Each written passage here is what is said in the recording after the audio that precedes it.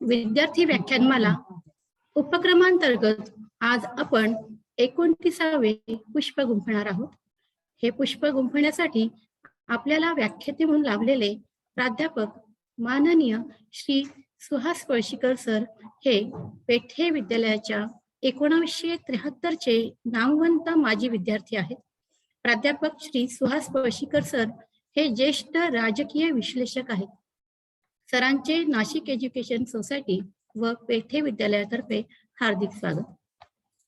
संस्थेचे माननीय अध्यक्ष, उपाध्यक्ष, कार्यवाह, पेठे विद्यालयाचे शालेय समिती अध्यक्ष, सहकार्यवाह, सर्व संस्था पदाधिकारी, संस्थेच्या कार्यकारी मंडळाचे सर्व सदस्य, संस्थेच्या सर्व शाळेतील पदाधिकारी, शिक्षक, शिक्षकेतर कर्मचारी तसेच ऑनलाईन माध्यमातून व्याख्यानाचा लाभ घेणारे आजी माजी विद्यार्थी, संस्थेचे हितचिंतक, आपणा सर्वांचे नाशिक एज्युकेशन सोसायटी व पेठे विद्यालयातर्फे हार्दिक स्वागत. आज आपल्याला व्याख्याते म्हणून लाभलेले प्राध्यापक श्री सुहास पळशीकर सर हे आपल्याला 21व्या शतकातील लोकशाही पुढील आव्हाने या विषयावर व्याख्यान देणार आहेत. मी आपणास सरांच्या कार्याचा थोडक्यात परिचय करून देणार आहे. प्राध्यापक माननीय श्री सुहास पळशीकर सर यांनी 1978 ते 2016 या काळात राज्यशास्त्र या विषयाचे अध्यापन केले. 2016 मध्ये ते सावित्रीबाई फुले पुणे विद्यापीठातून निवृत्त झाले.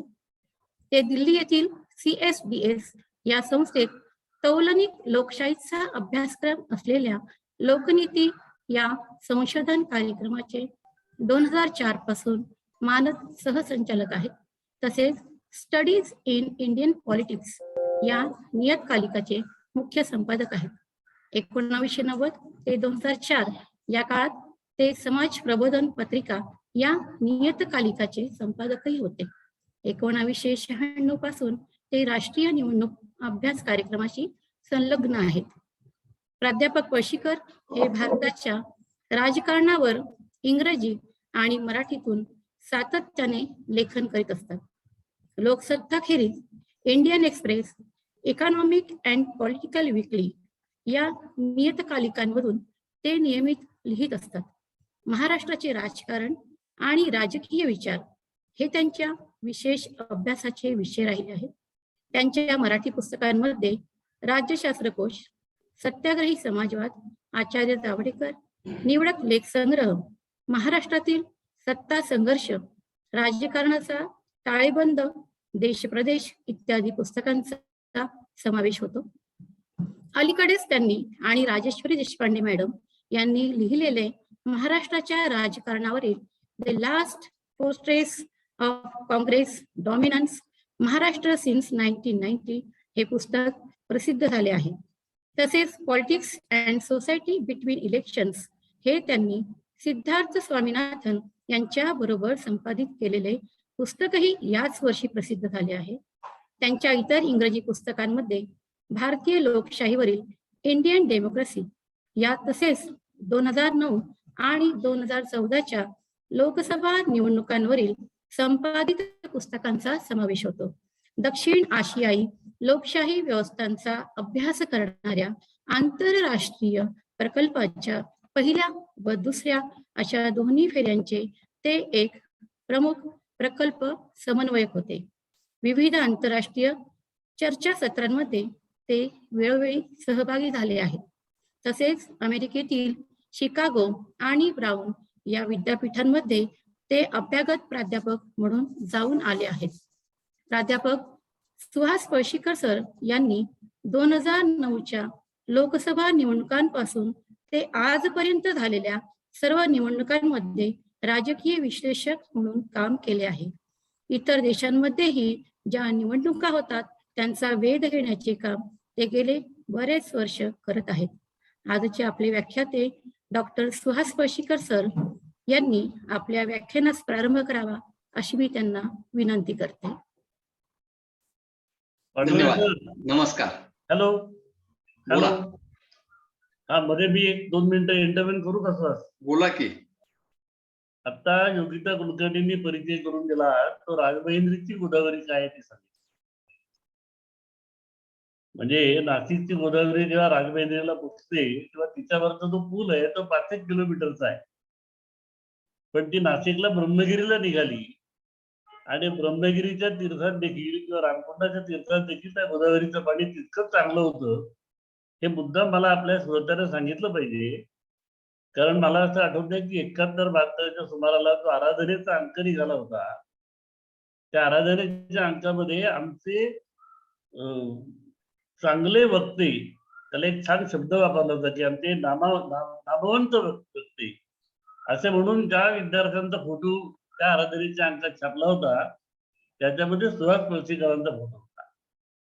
म्हणजे आज ते नामवंत झाले तशातला भाग नाही. 71 साली शाळेमध्ये असताना देखील त्यांचा उल्लेख नामवंत असाच केला गेला. आणि तिथे ती गोदावरी सुद्धा तेवढीच चांगली होती, तेवढीच लोभस होती.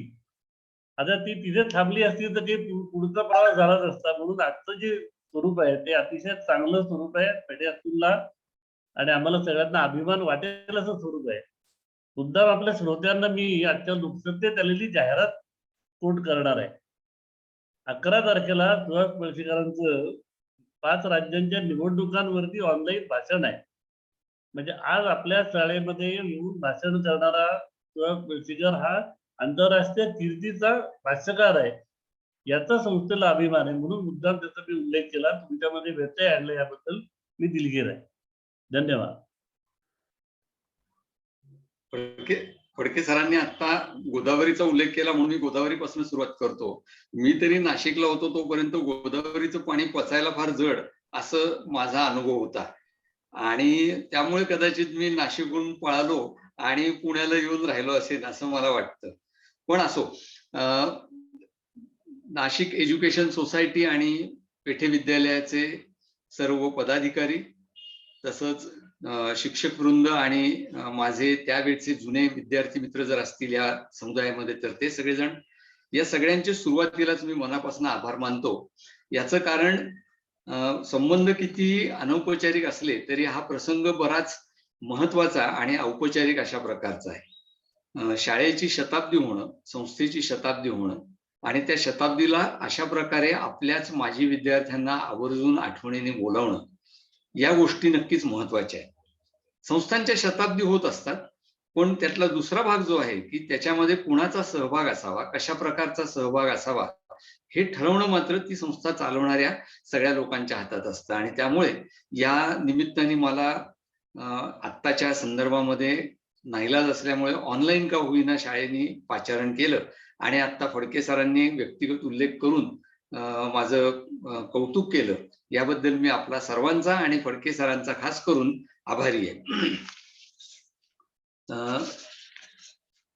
त्यांनी आता शाळेचा आराधनाचा उल्लेख केला आणि शाळेच्या मासिकात फोटो वगैरे आला होता असं सांगितलं. त्यामुळे आणखीन एक आठवण सांगणं आवश्यक आहे आणि त्याचा मी आता सध्या जे सगळे उद्योग करतो त्याच्याशी एका अर्थाने संबंध आहे म्हणून त्याचा उल्लेख करायला हवा. इयत्ता 10वी मध्ये, त्यावेळेला 11वी पर्यंत शाळा होती, त्यावेळेला 10वी मध्ये एका वर्गातल्या विद्यार्थ्यांना शाळेमध्ये खास प्रकल्प किंवा प्रबंध लिहिण्याचा एक प्रयोग करण्याची मुभा असायची, किंबहुना तसं करण्यासाठी त्यांना प्रोत्साहन दिलं जायचं आणि त्याच्यावरती शिक्षक त्या विषयामध्ये तज्ज्ञ असलेले किंवा ज्यांना माहिती असेल ते लक्ष ठेवायचे. आणि मला आठवतं त्याप्रमाणे मी 10वीत होतो त्यावेळेला भारताच्या राजकारणामध्ये बऱ्याच उलाढाली घडलेल्या होत्या. नुकताच 2 वर्षापूर्वी काँग्रेसमध्ये फाटाफूट झाली होती, इंदिरा गांधींचा उदय झाला होता आणि त्या पार्श्वभूमीवर भारताच्या राजकारणाचा त्या काळातला म्हणजे 1967 ते 72 साधारणपणे 71 या काळाचा आढावा घेणारा छोटासा निबंध मुख्यतः वर्तमानपत्र वाचून खरं म्हणजे मी लिहिला होता. तो निबंध खास नव्हता, त्यामुळे प्रश्न निबंधाचा नाहीये. प्रश्न असा आहे की शाळेमध्ये अशा प्रकारचे उद्योग करायला, अशा प्रकारचे उपक्रम करायला विद्यार्थ्यांना प्रवृत्त केलं जायचं, प्रोत्साहन दिलं जायचं.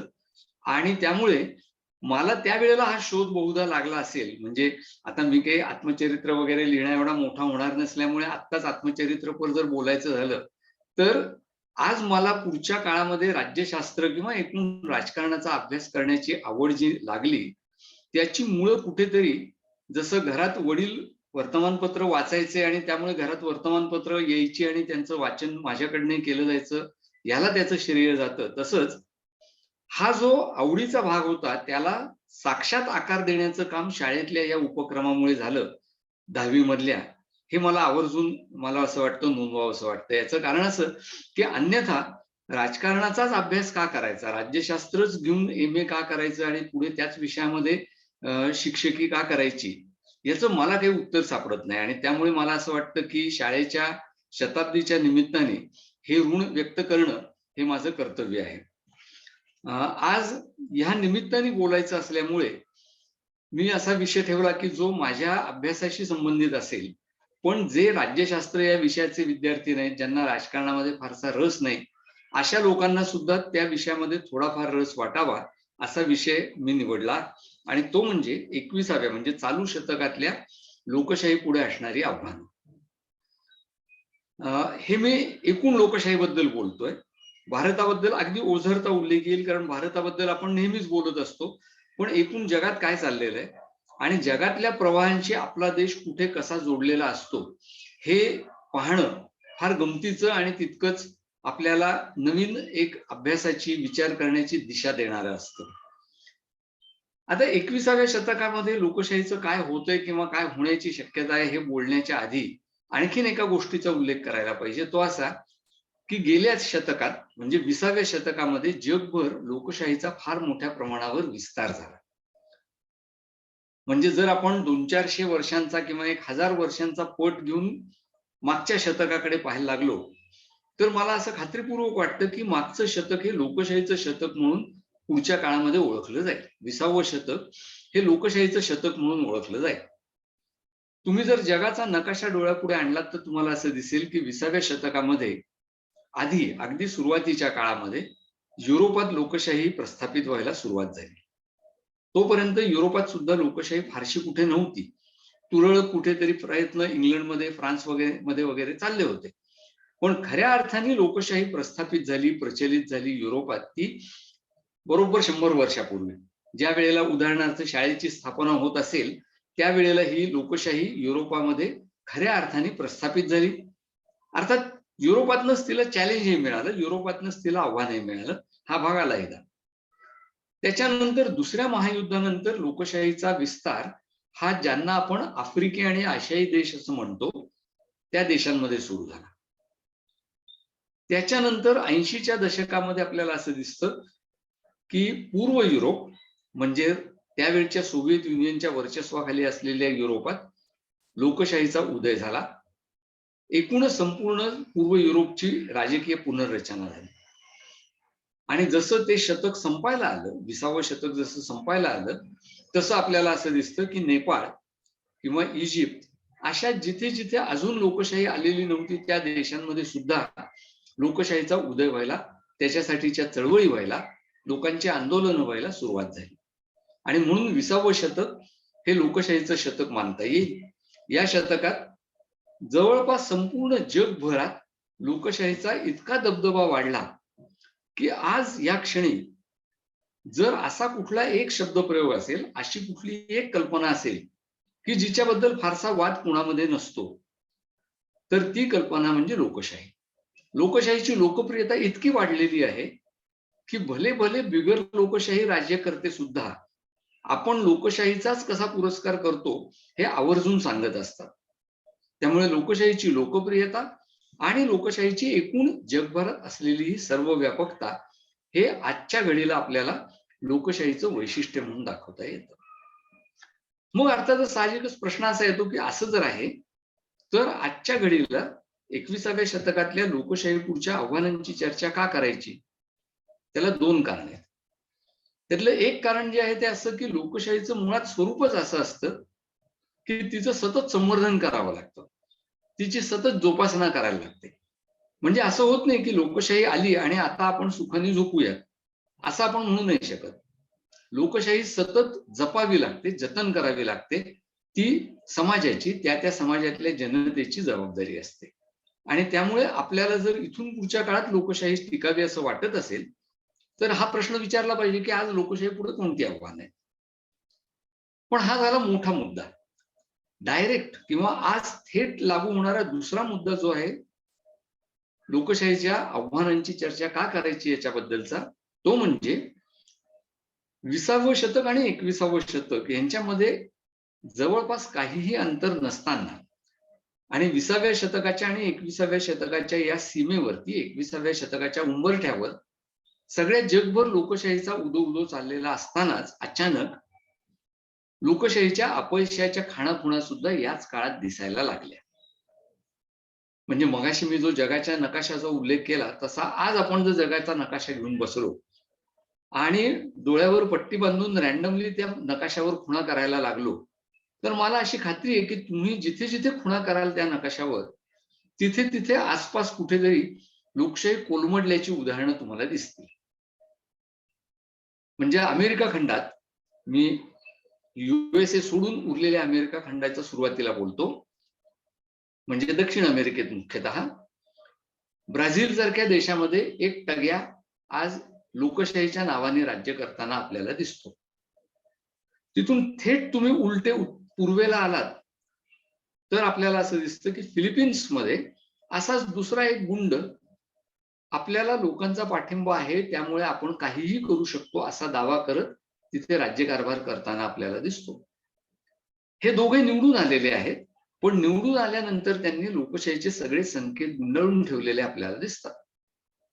या दोन टोकांच्या मध्ये तुम्ही जर बघायला लागलात तर आपल्या जवळपास नेपाळमध्ये जिथे लोकशाहीचा 20व्या शतकाच्या अखेरीला उदय होत होता, तिथे अजूनही लोकशाहीची घडी नीट बसलेली नाही. भारताचा दुसरा शेजारी देश असलेला श्रीलंका, त्या श्रीलंकेत तुम्हाला असं दिसेल की जवळपास एकाच कुटुंबाकडे पंतप्रधान पद, अध्यक्ष पद, संरक्षण मंत्री पद, सगळी पदं आहेत. आणि त्यामुळे तिथे जरी सरकार निवडून आलेलं असलं तरी लोकशाहीचा रुबाब हा कमी झालेला आपल्याला दिसतो. 20व्या शतकाच्या शेवटी जिथे लोकशाही आली ते इजिप्तमध्ये लोकशाही पडली, कोसळली. त्याच्या थोडं आधी जिथे लोकशाही आली त्या हंगेरीमध्ये असाच आणीबाणीचा प्रयोग करून तिथला राज्यकर्ता जो आहे तो सर्वसत्ताधीश बनलेला आपल्याला दिसतो. म्हणजे जवळपास जगाच्या नकाशावर आपण कुठेही फिरलो तरी आपल्याला लोकशाहीच्या यशापेक्षा लोकशाहीच्या अपयशाच्या कहाण्या सतत डोळ्यापुढे पटकन येताना दिसतात. आणि त्यामुळे जी लोकशाही 20व्या शतकाच्या अखेरीला जणू काही जिला कोणाचंही आव्हान नाही अशी शासन व्यवस्था म्हणून मिरवत होती, तीच आज ठिकठिकाणी मान खाली घालून ठिकठिकाणी तिथल्या राज्यकर्त्यांच्या दडपणाखाली राहून कोमेजताना आपल्याला दिसते. आणि त्यामुळे 21व्या शतकात नेमकं या लोकशाहीचा 20व्या शतकातल्या प्रमाणेच विस्तार होणार का काही नवीन आव्हानं तिच्या पुढे येणार, या प्रश्नाचं उत्तर देण्याची वेळ आता आलेली आहे.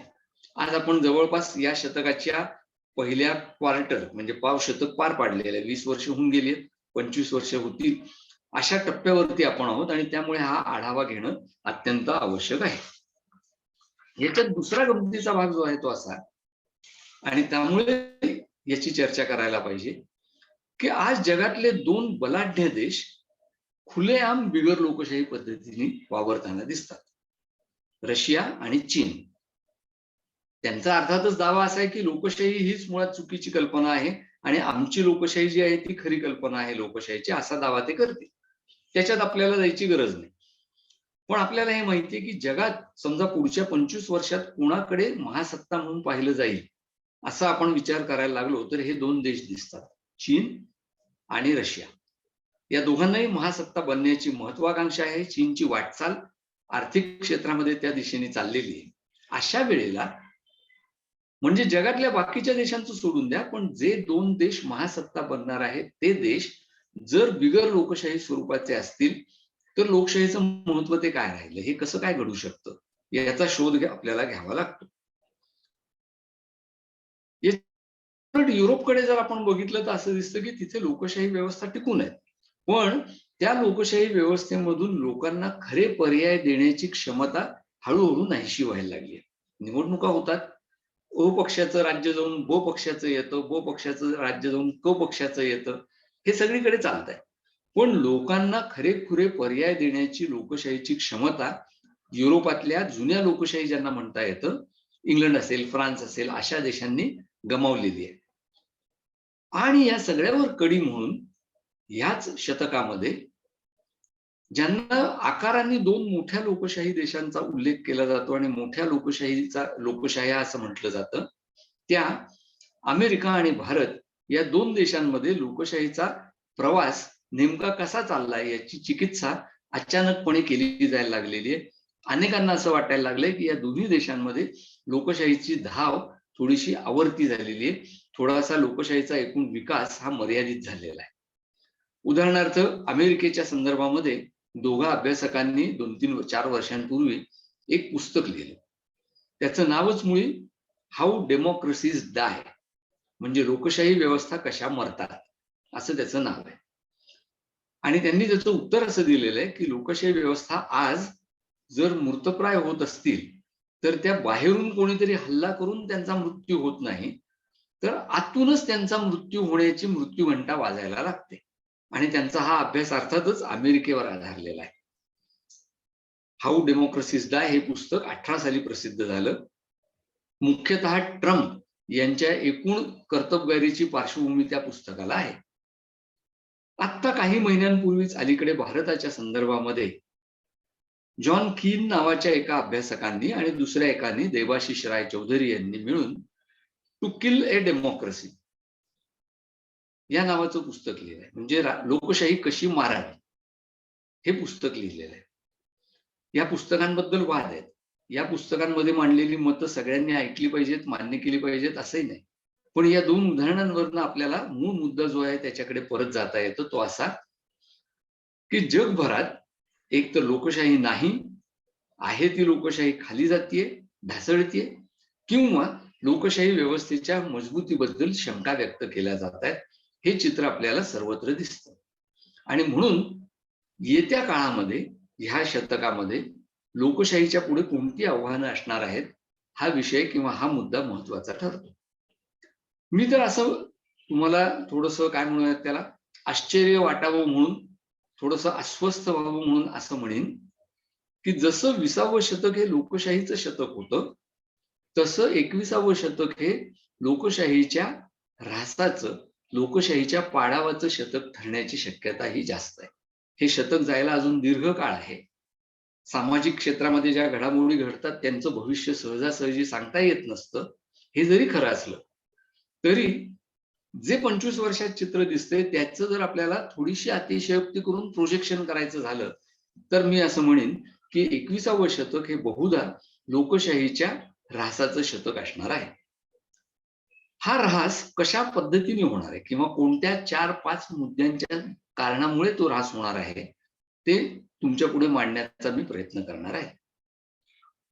कोणती आव्हानं आहेत भारतात, कोणती आव्हानं आहेत जगापुढे, कोणती आव्हानं आहेत कोणत्याही लोकशाही व्यवस्थेपुढे, असं जर आपण पाहायला लागलो तर पहिलं आव्हान जे आपल्याला दिसतं ते म्हणजे लोकशाही येऊन 100 वर्ष उलटून गेल्यानंतर सुद्धा जगात अस्तित्वात असलेली देशादेशांमधली विषमता.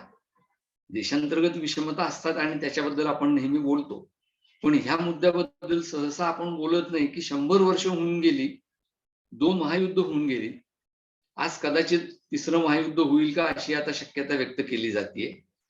हे सगळं होऊन सुद्धा अजून जगामध्ये देशादेशांमध्ये मात्र समानता येण्याचं नामनिशाण दिसत नाही. अजूनही जगामध्ये जर तुम्ही संपूर्ण जगाच्या नकाशाला अर्ध्यावरती रेघ मारली तर उत्तर आणि दक्षिण ही जी विभागणी तुम्हाला दिसेल तिच्यात एक साधा नियम असा आहे की उत्तरेकडे समृद्धी आणि दक्षिणेकडे विवंचना, उत्तरेकडे शक्ती आणि दक्षिणेकडे दौर्बल्य, असं देशांचं विभाजन तुम्हाला झालेलं दिसेल. त्याच्यावर मात करण्याचे प्रयत्न अधूनमधून भारतासारखे काही देश करतात हे खरं आहे, पण त्यांना त्याच्यात यश येत नाही. याचं कारण संपूर्ण जागतिक व्यवस्था हीच मुळी असमानतेवरती आधारलेली व्यवस्था आहे. अगदी युनायटेड नेशन्सचा जरी तुम्ही दाखला घेतला तरी तुम्हाला असं दिसेल की तिथे निर्णय घेण्यामध्ये समानता नाही. काही देशांना नकाराधिकार आजही आहे. युनायटेड नेशन्सची स्थापना होऊन इतकी वर्ष होऊन गेली, युनायटेड नेशन्सचे लोक किंवा युनायटेड नेशन्स ही संस्था आपल्याला ज्याला नाकानी कांदे सोडणं मराठीत म्हणतात, त्या पद्धतीने तुमच्या देशात विषमता आहे, यांच्या देशात विषमता आहे असं सांगत असतात. तेच देश युनायटेड नेशन्सचा व्यवहार मात्र विषमतेच्या आधारे करतात. जागतिक बँक असेल, आंतरराष्ट्रीय नाणेनिधी असतील, या आर्थिक व्यवहारांचं नियंत्रण करणाऱ्या संस्था जर तुम्ही बघितल्यात तर त्यांच्यावरती सरळ सरळ उत्तर गोलार्धातल्या श्रीमंत देशांचं वर्चस्व आहे. आणि त्यामुळे मग ज्या वेळेला क्लायमेट चेंज सारखा प्रश्न येतो, पर्यावरणामध्ये होत असलेले दुष्परिणाम आणि ते दुष्परिणाम रोखण्याचे प्रयत्न, त्यावेळेला हे श्रीमंत देश गरीब देशांना असं सांगतात की तुम्ही पर्यावरणाचं संरक्षण करा, आम्ही काही करणार नाही. पण जर पर्यावरणाचा विनाश कोणी केला हे आपण शोधायला लागलो तर गेल्या 300-400 वर्षांमध्ये श्रीमंत देशांनी पर्यावरणाचा जेवढा विनाश केला तेवढा विनाश गरीब देशांनी इथून पुढची कदाचित 1000 वर्ष जरी वाटचाल केली तरी केला जाणार नाही, असं गणित आपल्याला दिसतं. म्हणजे कोणत्याही क्षेत्रात असणारी असमानता जागतिक पातळीवरची ही लोकशाहीला मारक आहे. कारण त्याचा परिणाम म्हणून मग आपापल्या देशांमधल्या विषमतेचा सामना करण्याचा आपला उत्साह कमी होतो. म्हणून हे मुख्य आव्हान आहे, हे जागतिक आव्हान आहे. ते आव्हान जोपर्यंत सोडवता येत नाही मनुष्य जातीला, तोपर्यंत अमक्या देशात लोकशाही आली, तमक्या देशात आली म्हणून फार आनंद मानण्याचं काही कारण नाही. दुसरं जे आव्हान आहे लोकशाही पुढचं येत्या काळातलं, त्याचा संबंध थेट देशांतर्गत व्यवहारांशी संबंध जोडलेला आहे. तो असा की देशांतर्गत राजकारणामध्ये किंवा देशांतर्गत व्यवहारांमध्ये असं आपण म्हणूयात, मुख्यतः आपल्याला असं चित्र दिसतं की आपल्या नागरिकांवरती जेवढं म्हणून टेहळणी करता येईल, आपल्या नागरिकांवरती जेवढं म्हणून लक्ष ठेवता येईल, आपल्या नागरिकांवरती जेवढी पाळत ठेवता येईल तेवढी ठेवावी, असा प्रयत्न सगळ्या देशांमधली राज्यकर्ते शासन करत असतात. सर्व्हेलन्स स्टेट असंच मुळे याचं वर्णन आताच्या काळामध्ये केलं जातं. आणि गंमत कशी असते बघा की 60 वर्षांपूर्वी, 60-70 वर्षांपूर्वी एका इंग्लिश लेखकाने एक कादंबरी लिहिली. कादंबरी म्हणा, गोष्ट म्हणा, त्याला काय म्हणायचं माहित नाही, त्यालाही माहित नाही याला काय म्हणावं ते. ती प्रसिद्ध झाली 1948 म्हणजे 1948 मध्ये. आणि म्हणून त्यांनी काल्पनिक पुढचा भविष्यवेध घेणाऱ्या काळाचा वेध घेणारा म्हणून त्याचं नाव ठेवलं 1984. 48 साली झाली म्हणून त्यांनी 1984, 48 उलटे करून 1984 असं त्यांनी ज्याला म्हटलं, ती अवस्था कदाचित 1984 म्हणजे 84 साली जगात आली नसली तरी आज मात्र ती अवस्था आलेली आहे. ती अवस्था अशी की तुम्ही तुमच्या घरात, तुमच्या सोसायटीत, तुमच्या कॉलेजमध्ये, तुमच्या शाळेमध्ये काय करता याच्यावरती सतत कोणीतरी लक्ष ठेवून असतं. त्या कादंबरीत कल्पना केलेला हा जो काल्पनिक बिग ब्रदर आहे, तो बिग ब्रदर म्हणजे तंत्रज्ञान असतं. आणि नेमकं ते आज झालेलं आपल्याला दिसतं. तंत्रज्ञानाच्या सहाय्याने सर्व जगभरचे राज्यकर्ते आपल्या नागरिकांवरती सतत लक्ष ठेवून असतात. कोणी चीनचं उदाहरण देईल, कोणी अमेरिकेचं देईल. एक लोकशाही नसलेला देश, एक लोकशाही असलेला देश, पण दोन्ही देशांमध्ये नागरिकांवर पाळत ठेवण्यासाठी तंत्रज्ञानाचा वापर करण्याचा उत्साह तेवढाच आहे. आपल्या देशात उदाहरणार्थ तुम्हाला माहितीये की सीसीटीव्ही हा आपल्या सगळ्यांचा एक लाडका तंत्रज्ञानातला शोध आहे. वास्तविक अभ्यासांनी असं दाखवून दिलेलं आहे की ज्या शहरांमध्ये सीसीटीव्ही जास्त आहेत तिथे चोऱ्या माऱ्या किंवा तत्सम गुन्हे कमी होण्याचं प्रमाण घटलेलं नाही किंवा ते कमी झालेलं नाही. पण तरी आपली सगळ्यांची मागणी काय असते की सीसीटीव्ही लावा. 100 नाही, 1000 लावा. 1000 पुरत नाही, 10,000 लावा. आमच्या गावात किंवा आमच्या गल्लीत चोऱ्या झाल्या की आम्ही काय म्हणू की इथे सीसीटीव्ही लावा. वस्तुतः सीसीटीव्हीचा आणि गुन्हे कमी होण्याचा संबंध नाही, किंबहुना तसा तो सिद्ध झालेला नाही. आपली अपेक्षा असते पण तसं होत नाही. आता गुन्हेगारी सुद्धा एटीएम मध्ये गेले की पहिल्यांदा सीसीटीव्ही फोडतात आणि मग एटीएम मधनं पैसे पळवतात. आणि त्यामुळे तंत्रज्ञानाच्या मार्फत आपल्याला समाजाचं नियमन करता येईल ही जी मगरुरी आधुनिक काळात निर्माण झालेली आहे, तो लोकशाही पुढचा एक सार्वत्रिक आव्हानाचा विषय बनलेला आहे. आणि याच्यामध्ये कोणी अपवाद नाही. इंग्लंडने ते करून पाहिलेलं आहे, करतंय इंग्लंड आता. अमेरिकेने ते केलेलं आहे, फ्रान्स ते करतोय. चीनने ऑलरेडी केलेले आहेत आणि आपण चीनला नावं ठेवूयात की तुमच्या देशात लोकशाही नाही. पण चीन ज्या फेशियल रेकग्निशन टेक्नॉलॉजीचा FRTचा उपयोग करतं, तीच भारतातले पोलीसही हळूहळू करायला लागलेले आहेत.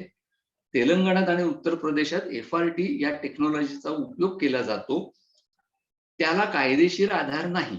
जसं आधार मागायलाच मुळात कायदेशीर आधार नाहीये. सर्वोच्च न्यायालयाचा निर्णय जर पाहिला तर कोणत्याही कारणासाठी तुमच्याकडे असा कोणीही हॉटेलमध्ये तुम्ही गेलात, रिसेप्शनिस्टने आधार मागितलं असं होऊ शकत नाही. ते मागितलं जातं. शाळेच्या प्रवेशासाठी आधारची सक्ती करता येत नाही हे आपल्या सगळ्यांना माहिती आहे, पण तरी आपण शाळेत प्रवेश देताना आधार मागतो. आणि त्यामुळे ह्या सार्वत्रिक खेळामध्ये राज्यसंस्था ही सगळ्यात वर असते, सरकार हे सगळ्यात वर असतं. आणि त्यामुळे सरकार सगळ्या देशांमधली आपल्या नागरिकांवरती लक्ष ठेवून बसतात, त्यांच्यावरती पाळत ठेवतात. आणि म्हणून तुमच्यापैकी जे नागरिकशास्त्र किंवा राज्यशास्त्र याचे प्राथमिक विद्यार्थी असतील, थोडंफार शिकला असेल, त्यांना हा शब्दप्रयोग माहिती असेल की दुसऱ्या महायुद्धानंतर राज्यसंस्थेला नवीन रूप आलं आणि ती कल्याणकारी राज्यसंस्था बनली असं आपण शिकवतो.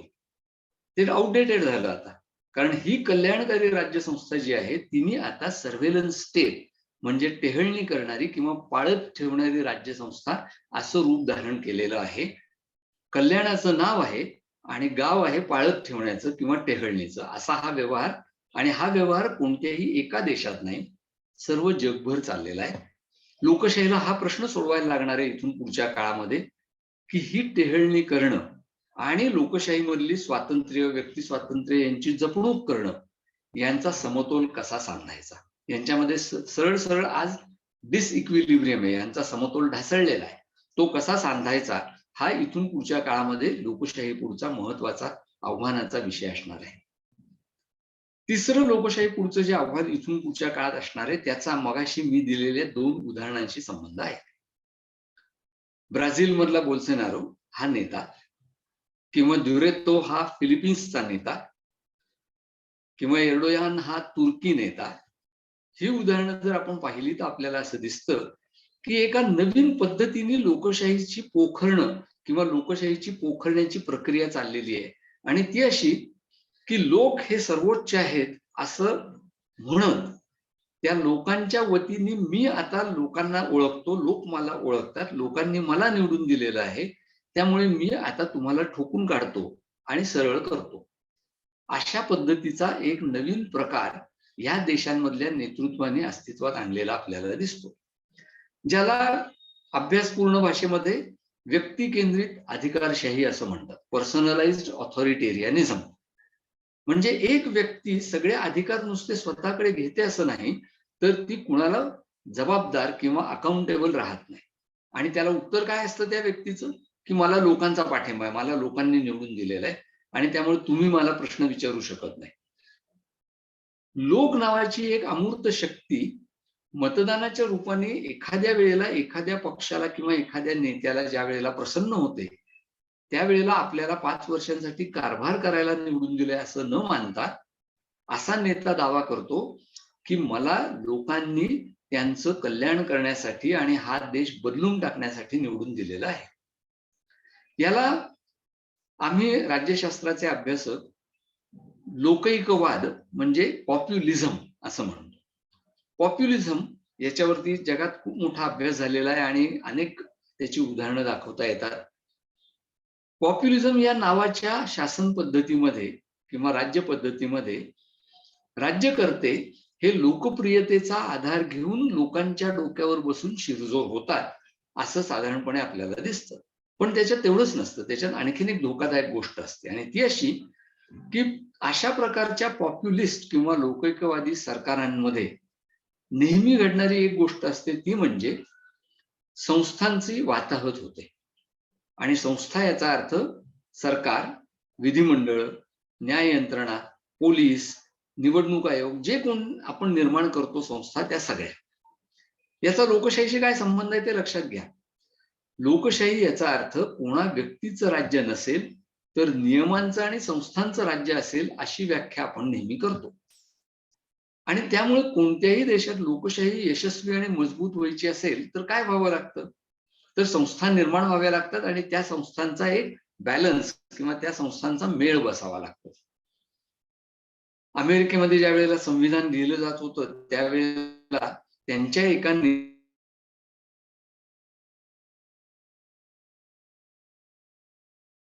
तर एका संस्थेची महत्वाकांक्षा ही दुसऱ्या संस्थेने नियंत्रित करायची. अँबिशन मस्ट काउंटरॅक्ट अँबिशन, असं हॅमिल्टनचं सुप्रसिद्ध वाक्य आहे. कोणतीही संस्था आपल्याकडे जास्त सत्ता ओढण्यास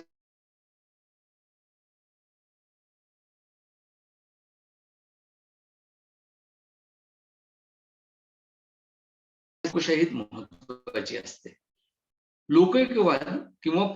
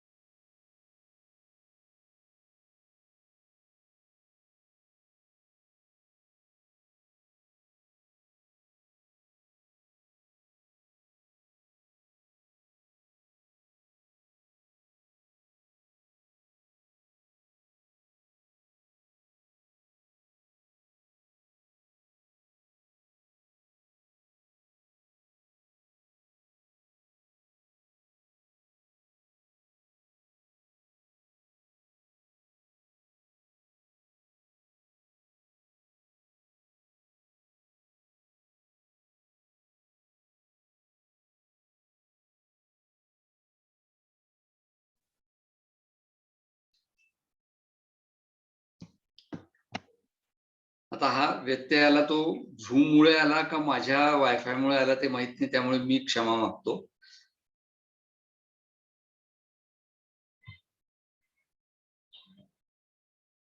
मला मनात एक शंका अशी येते की अर्धा तास बोला असं पाटोळे सर म्हणले होते म्हणून त्यांनी काही गडबड केली आहे का काय, पण ते असो. नाही ते करणार नाही. नाही, मी जिथे भाषण थांबलं तिथनं सुरू करायचा साधारणपणे प्रयत्न करतो, कारण मला अर्ध्या 1 मिनिटात कळलं होतं की कनेक्शन गेलेलं आहे. तेव्हा लोकैक्यवादाच्या मुळे आता हा समतोल कसा साधायचा संस्थांमधला, हा प्रश्न इथून पुढच्या काळामध्ये राहणार आहे. आणि चौथा शेवटचा आव्हानाचा जो मुद्दा आहे तो म्हणजे ज्याला आपण लोकशाहीच्या एकूण व्यवस्थेमध्ये अंतर्भूत असलेला धोका मानतो, तो धोका तो म्हणजे बहुमताचं राज्य. वास्तविक हा धोका नसायला पाहिजे, कारण बहुमताच्याच आधारे लोकशाहीमध्ये निर्णय घेण्याची पद्धत असते.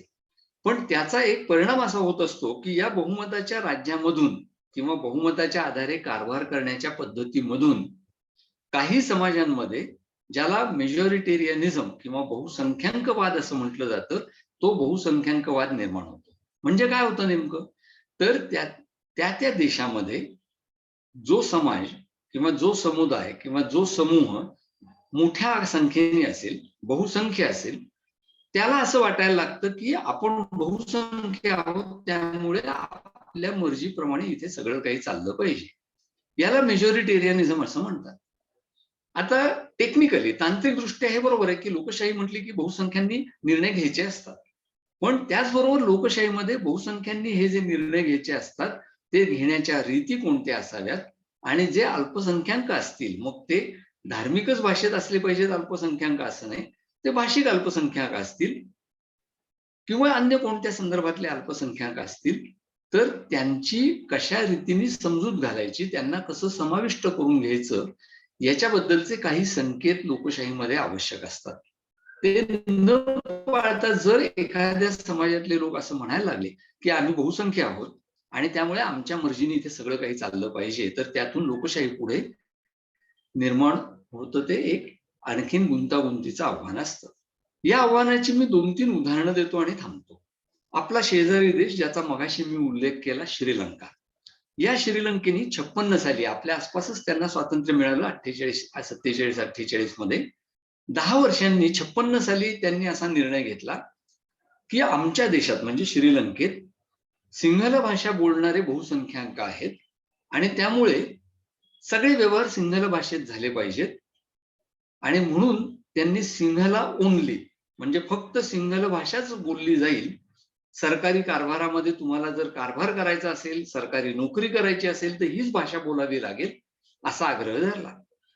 तिथे तमिळ विरुद्ध सिंहल हा वादाचा जो विषय आहे त्याची ठिणगी पडली. त्याच्यातून पुढे जवळपास ज्याला आपण यादवी युद्ध म्हणू अशी परिस्थिती त्या देशाला सामोरं जावं लागलं. श्रीलंका मोडायची वेळ आली आणि अखेरीस धाकदपटशाने हा प्रश्न त्यांनी सोडवला.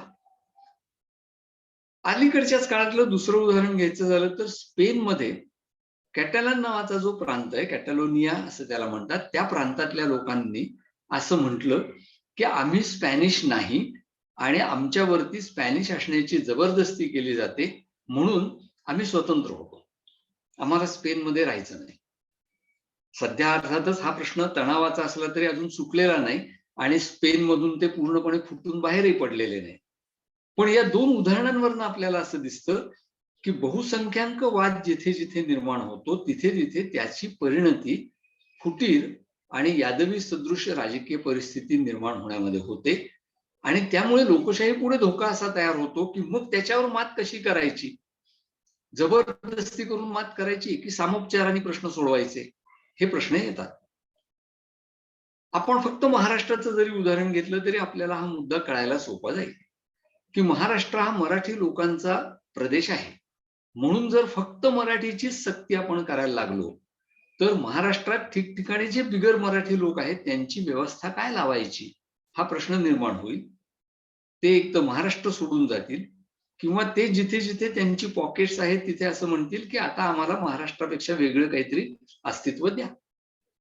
म्हणजे महाराष्ट्र हे जर राज्य म्हणून विकसित व्हायचं असेल, उदयाला यायचं असेल किंवा वाटचाल करायची असेल तर महाराष्ट्राला आपला मराठीचा अभिमान आणि इतर भाषिकांचा आदर या दोन्ही गोष्टींचा समतोल राखावाच लागेल. हे जसं भाषेच्या बाबतीत लागू आहे तसंच ते प्रांतिक किंवा प्रादेशिक वादाच्या बाबतीत लागू आहे, तसंच ते धर्माच्या बाबतीत लागू आहे, तसंच ते वंशाच्या बाबतीत लागू आहे इत्यादी. पण जगात एकूण चित्र आपल्याला दिसतं आणि भारत त्याला अपवाद नाही, ते म्हणजे बहुसंख्याक वादाच्या आहारी जाऊन लोकशाही पुढे एक नवीन आव्हान उभं केलं जात आहे. म्हणजे फार जागतिक व्यवस्थेमध्ये असलेलं असंतुलन ते आपल्या स्वतःच्या समाजामध्ये असणाऱ्या विविधतेमधलं असंतुलन, या सर्व असंतुलनांमधून आपल्या देशात, आपल्या शेजारी देशांमध्ये आणि जगभरात एकूण येत्या काळात लोकशाहीला वेगवेगळी आव्हानं निर्माण होणार आहेत. ही कशी सोडवायची याचा एक सूत्रबद्ध असं उत्तर आपल्याला देता येणार नाही, कारण ते त्या त्या देशातल्या लोकशाही व्यवस्थांना स्वतःच्या प्रज्ञेने वेगवेगळे प्रयोग करत सोडवावं लागणार आहे. जो मार्ग उदाहरणार्थ अमेरिकेत किंवा कॅनडामध्ये यशस्वी होईल या संतुलनाचा, तोच फिलिपिन्समध्ये किंवा सिंगापूरमध्ये होतो असं नाही, तोच मलेशियात होतो असं नाही आणि तोच भारतात होईल असं नाही. त्यामुळे अंतिमतः या आव्हानांचा सामना कसा करायचा असा जर तुम्ही कोणी प्रश्न विचारणार असाल तर त्याचं उत्तर हे आहे की तो सामना त्या त्या देशातल्या लोकांना करावा लागणार आहे. अभ्यासातून कुठला एक सिद्धांत मांडून त्याचं उत्तर आपल्याला देता येणार नाही. पण एक गोष्ट अभ्यासाच्या आधारे नक्की सांगता येईल आणि ती अशी की लोकशाहीमध्येच लोकशाहीला आव्हान देणाऱ्या शक्ती निर्माण होत आहेत आणि त्यामुळे हे आव्हान कसं पेलायचं हा येत्या काळातला लोकशाही पुढचा महत्वाचा मुद्दा असणार आहे.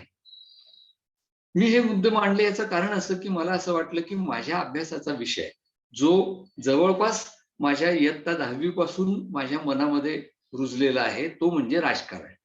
त्या राजकारणाचं चांगलं स्वरूप लोकशाही आणि त्या राजकारणाचं वाईट स्वरूप अंधाधुंदी असं जर मानलं तर लोकशाही आणि अंधाधुंदी यांना जोडणाऱ्या रेषा कोणत्या असतात आणि त्या रेषा एकमेकांना जोडल्या जाऊ नयेत म्हणून काय करायला पाहिजे याच्याबद्दलच्या काही प्रोव्होकेटिव्ह, आक्रमक आणि कदाचित तुम्हाला न पटणाऱ्या अशा मुद्द्यांचा उल्लेख जर केला तर त्या निमित्ताने विचारांना चालना मिळायला मदत होईल.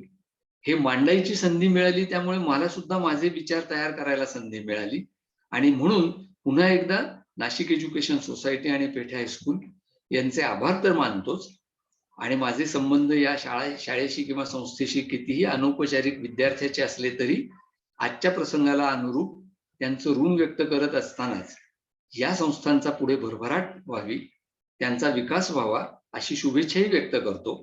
जे मी लोकशाहीच्या बाबतीत म्हटलं ते शाळेच्याही बाबतीत लागू आहे की संस्थांचा विकास झाल्याशिवाय समाजाचा किंवा लोकशाहीचा विकास होऊ शकत नाही. हे जर खरं असेल तर नाशिक एज्युकेशन सोसायटी सारख्या, पेठे हायस्कूल सारख्या संस्था या विकसित होणं, त्यांना स्वायत्तपणे वाटचाल करण्याची स्वतःची प्रज्ञा प्राप्त होणं हे आवश्यक आहे.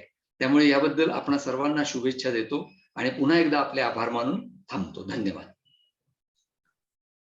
धन्यवाद सर.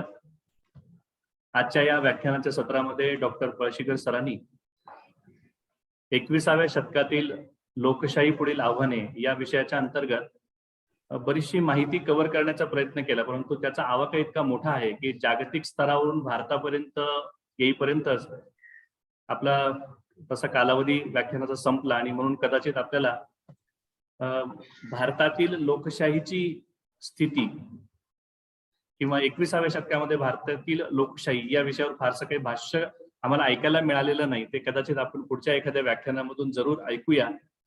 आजच्या या व्याख्यानामध्ये सरांनी विशेष करून संपूर्ण जगभरामध्ये लोकशाहीची स्थिती कशी आहे याच्यावर विशेष करून प्रकाश टाकलाय त्याची. आणि एक आवर्जून एक वाक्य त्यांनी जे वापरलं की 21वं शतक हे लोकशाहीच्या ऱ्हासाचं शतक आहे, कदाचित ही भविष्यवाणी खरी ठरू नये असं एक नागरिक म्हणून मला निश्चितपणे वाटतं.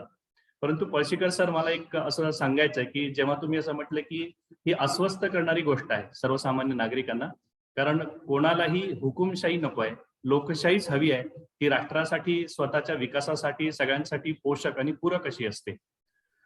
मग प्रश्न असा उरतो की लोकशाहीमध्ये सर्वात महत्वाचा घटक आहे तो म्हणजे नागरिक किंवा लोक. एखादा शासनकर्ता किंवा सरकार निवडून देण्याची जबाबदारी किंवा ते चालवण्याची जबाबदारी प्रत्यक्ष अप्रत्यक्षपणे ती नागरिकावरच येऊन पडते. मला असा प्रश्न या ठिकाणी सर आपल्याला असं विचारायचा वाटतो की एक सर्वसामान्य नागरिकाने लोकशाहीला पूरक आणि पोषक वातावरण निर्माण व्हावं म्हणून त्याने काय भूमिका घेतली पाहिजे. आणि त्यालाच अनुषंगिक दुसरा प्रश्न असा आहे की भारतातील लोकशाही याच्यावर तुम्हाला 1 मिनिटात काय असं भाष्य करता येऊ शकेल ते देखील आम्हाला ऐकायला आवडेल. भारतातील लोकशाहीबद्दल 1 मिनिटात जर भाष्य करायचं झालं तर ते असं मी करीन की भारताच्या लोकशाहीबद्दल मला हवं असेल तसं, हवं असेल ते बोलण्याची संधी जर मिळाली तर भारतातली लोकशाही टिकून राहील, अन्यथा टिकून राहणार नाही. तुमचा पहिला जो प्रश्न आहे तो मला असं वाटतं जास्त गुंतागुंतीचा आणि महत्वाचा आहे, तो म्हणजे नागरिकांनी काय करायला पाहिजे. मला असं वाटतं की आपण बरेच वेळेला नागरिक म्हटलं की एकदम देशाच्या लोकशाहीबद्दल आणि व्यापक प्रश्नांशी त्यांना जोडतो आणि म्हणतो की त्यांनी हे करावं ते करावं. उदाहरणार्थ नागरिकांनी मतदान करावं असं कोणीतरी म्हणतं. मुळात नागरिकांनी मतदान करायला हरकत नाही, पण एखाद्या नागरिकाला नसेल करायचं तर काय बिघडलं, एवढं वाईट वाटायचं काही कारण नाही त्याच्यात. मग नागरिकांनी काय करावं ही जर आव्हानं मी म्हणतो तशी असणार असतील आणि जर तरी सुद्धा 21वं शतक हे लोकशाहीच्या ऱ्हासाचं शतक ठरायचं नसेल तर नागरिकांनी आपल्या आपल्या परिसरात, आपल्या सभोवताली लोकशाही कशी राहील याचा विचार करायला पाहिजे. उदाहरणार्थ आपण माहिती आहे हल्ली मध्यमवर्गीय लोक हाऊसिंग सोसायट्यामध्ये राहतात. अशा हाऊसिंग सोसायट्यांचे नियम किती लोकशाहीला पूरक असतात याचा विचार आपला आपण करावा. माझ्या सोसायटीमध्ये ज्या वेळेला असा नियम केला जातो की भाड्याने मुलांना म्हणजे विद्यार्थ्यांना किंवा बॅचलर्सना घर दिलं जाणार नाही. म्हणजे एक्सक्लुजन झालं ना. लोकशाहीचा अर्थ जर आपण असं मानलं की समावेश करणं, लोकांचा अंतर्भाव करणं हा लोकशाहीचा अर्थ आहे, कुणाला न वगळणं हा लोकशाहीचा अर्थ आहे, तर ती वगळण्याची प्रक्रिया ही आपल्या रोजच्या जीवनामध्ये सुरू होत असते. कारण आपण नकळत शिस्त नावाच्या किंवा सुसंस्कृत समाजामध्ये आपण राहतो म्हणून काही आपल्यावरती बंधनं आहेत असं मानून काही निर्बंध घालायला जातो. मुंबईमध्ये उदाहरणार्थ उच्च न्यायालयाने निर्णय देऊन सुद्धा अनेक सहकारी गृहनिर्माण सोसायट्यांमध्ये मांसाहार करणाऱ्यांना घर भाड्याने दिलं जात नाही. आता ही जी वगळण्याची प्रक्रिया असते तिला तिथल्या तिथे विरोध करणं आणि तो समजून करणं, विरोध फॅड म्हणून नाही किंवा आपण काहीतरी भव्य दिव्य करतोय म्हणून विरोध करायचा असं नाही, तर आपल्याला जसं आपल्या पद्धतीने जीवन जगण्याची मुभा असायला हवी तसं इतरांना त्यांच्या पद्धतीने जीवन जगण्याची मुभा असायला हवी. या साध्या बेसिक लोकशाहीच्या समजुतीमधून लोकांनी जर वागायचं ठरवलं तर मला असं वाटतं की लोकशाहीच्या वरती आघात करणारी मूळ प्रवृत्ती जी असते असहिष्णुता नावाची, ती आपल्या समाजामध्ये क्षीण व्हायला मदत होईल. ती जात नसते, असहिष्णुता राहते, पण ती असहिष्णुता कशी सांभाळायची, तिचा सामना कसा करायचा आणि ती कमी कशी ठेवायची हा मुद्दा असतो. ते जर आपण केलं तर मला असं वाटतं की तुम्ही कोणत्याही देशातले नागरिक असा, तुमच्यावरची ही जबाबदारी आहे. हे मी भारतातली उदाहरणं दिली. जर इंग्लंडमध्ये आपण असतो तर मी असं म्हटलं असतं की इंग्लंड मधल्या नागरिकांना एशियन नावाची जी कॅटेगरी आहे, एशियन नावाच्या लोकांशी नीट वागण्याची शिकवण देणं ही त्यांची जबाबदारी आहे.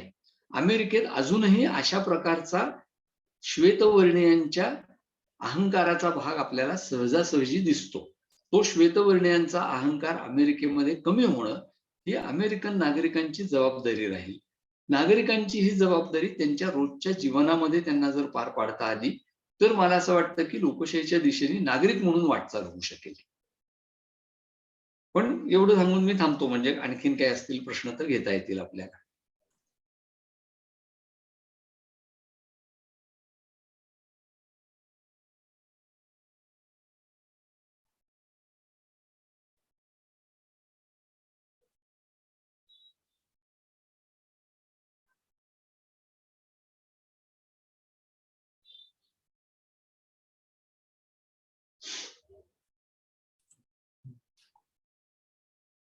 उपस्थित सर्व श्रोत्यांना माझा आदरपूर्वक नमस्कार. पेठे विद्यालयाचे कर्तबगार माजी विद्यार्थी आदरणीय प्राध्यापक सुहास पळशीकर सर यांनी अत्यंत अभ्यासपूर्ण असं व्याख्यान आपल्यापुढे ठेवलेलं आहे. व्याख्यान प्रसंगी त्यांनी अनेक देशांचं उदाहरण दिलेलं आहे. त्यावरून त्यांचा अभ्यास आपल्याला नक्कीच लक्षात येईल. ते ज्येष्ठ राजकीय विश्लेषक आहेत. त्यांचं लिखाण दर्जेदार वृत्तपत्रामधून कायम सुरू असतं. फडके सरांनी सुद्धा आता त्यांचा उल्लेख केला होता. पण त्या जुन्या मासिकांमध्ये वक्तृत्व स्पर्धेचे बक्षीस मिळवणारे विद्यार्थी आणि त्यांचं अभिनंदन अशा प्रकारचा मथळा त्याच्यामध्ये आम्ही बऱ्याच मासिकांमध्ये वाचला आणि त्यामध्ये आदरणीय सुहास पळशीकर साहेबांचं नाव तिथे आम्हाला बऱ्याच वेळ वाचायला मिळालं. तेव्हाच आम्हाला लक्षात आलं की आपल्या पेठे विद्यालयामध्ये किती प्रतिभा संपन्न कर्तृत्ववान असे विद्यार्थी आपल्या पेठे विद्यालयामध्ये शिक्षण घेतले आणि विद्यालयाला आपला सार्थ असा अभिमान आहे. आपण या विनंतीला मान देऊन आपलं हे अभ्यासपूर्ण व्याख्यान आमच्या समोर ठेवलं. आम्हाला त्याबद्दल आम्ही आपले आभार व्यक्त करतो. पेठे विद्यालयाच्या आणि संस्थेच्या व्याख्यानमालेच्या नियोजन प्रसंगी आम्हाला नेहमीच मार्गदर्शन करणारे संस्थेचे सर्व पदाधिकारी, त्याचबरोबर या व्याख्यानाचे लाभ घेणारे सर्व आजी माजी विद्यार्थी, संस्थेशी शाळेशी संबंधित सर्व श्रोतृ वर्गाचं मी या ठिकाणी आभार व्यक्त करतो आणि या व्याख्यानमालेला आपण अशाच प्रकारचा प्रतिसाद यापुढेही द्यावा अशा प्रकारची इच्छा व्यक्त करतो आणि थांबतो. धन्यवाद.